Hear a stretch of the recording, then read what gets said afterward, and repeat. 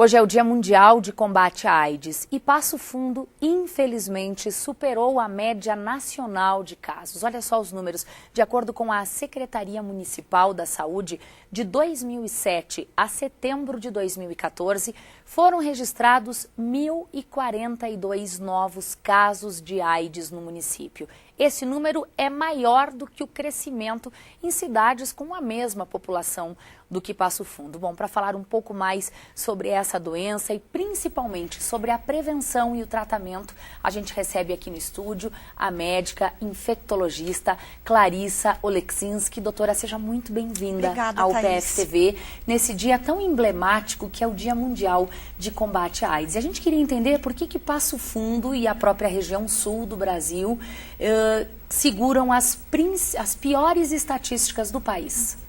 Se você fizer um comparativo entre todas as regiões do país, a região sul acaba se destacando em casos de AIDS e dentre os 3 estados da região sul, o Rio Grande do Sul é o que mais tem número de casos de pessoas com HIV/AIDS.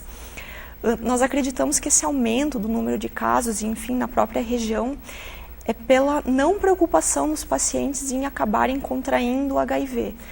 Nos parece que os pacientes cada vez ficam mais tranquilos em relação ao contágio, não tomam as medidas necessárias para evitar o contato com a doença e acabam adquirindo a infecção. Ou seja, temos muito a aprender no que diz respeito ao comportamento sexual com quem mora lá no Nordeste, por exemplo, onde tem estatísticas muito menores do que uma região que se diz tão culta e tão informada, não é, doutora? Com certeza.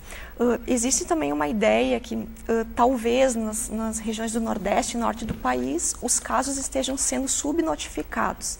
A gente não tem uma estimativa com certeza de que todos os casos que são notificados são dados reais. Mas, obviamente, a região sul tem se superado e é uma estimativa que não é nada orgulhosa para nós. Com certeza.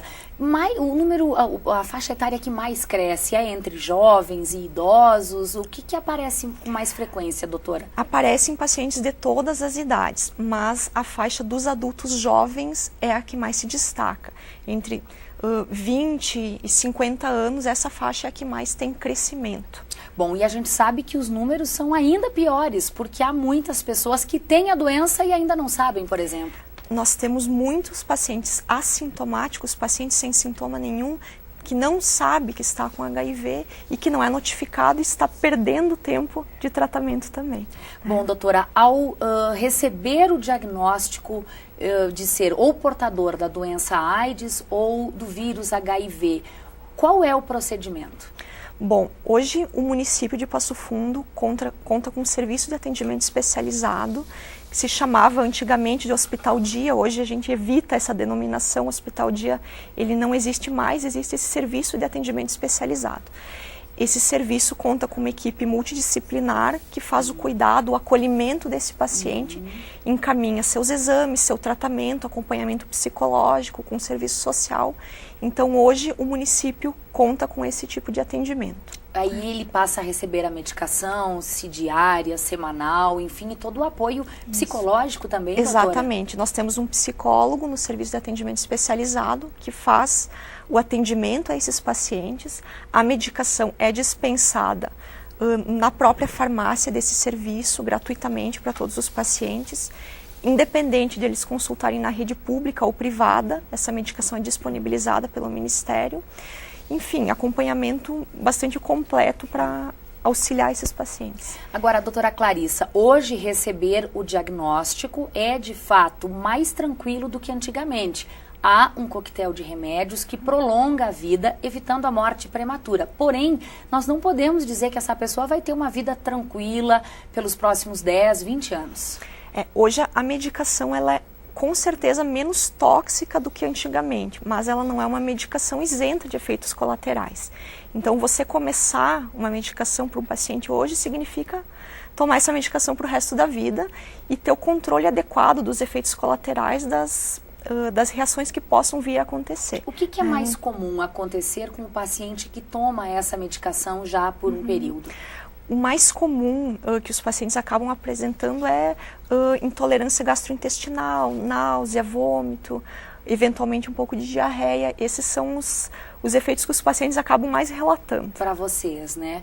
Bom, por isso muito cuidado com aquele pensamento comum que se criou na sociedade também nos últimos anos, de que se a pessoa contrai o vírus, ela vai tomar remédio, vai viver bem por 2 próximas décadas. Não é exatamente assim, não é, doutora? É, exatamente. Os pacientes, eles precisam ter cuidado, né? Precisam fazer o acompanhamento regular. Isso, claro que traz transtornos para a pessoa, né? Tem que consultar, tem que fazer seus exames periódicos, tem que tomar medicação regularmente, no mesmo horário, todo dia. Então, isso é uma coisa que deve ser bem pensada. Logicamente que se o vírus for detectado antes de se transformar em doença, a sobrevida é muito maior. Com certeza. Quando nós diagnosticamos um paciente no início do quadro, um paciente sem sintomas, a chance dele se recuperar e ficar estável é muito maior do que quando nós diagnosticamos aquele paciente que já está extremamente doente. Bom, doutora Clarissa, só para a gente encerrar, e quem a partir disso ficou interessado em fazer o teste, o município também ajuda? Isso, exatamente. Nesse serviço de atendimento especializado, que se localiza na Rua Silva Jardim, 714, são oferecidos os testes rápidos de HIV, sífilis, hepatites B e C. Então, o paciente pode se dirigir ao serviço em horário comercial, não precisa ser marcado o exame, ele vai lá e solicita, quero fazer os testes, e os testes são feitos, 30 a 45 minutos a gente já tem o diagnóstico. O telefone da Secretaria de Saúde pode ser uma referência para quem busca outras informações. Com certeza. Perfeito. O número de lá, doutora? De cabeça não sei. Mas a gente providencia já o número da Secretaria de Saúde. Doutora, muito obrigada. Obrigada. Uma boa semana e que esse dia seja de muita prevenção. Obrigada. Obrigada.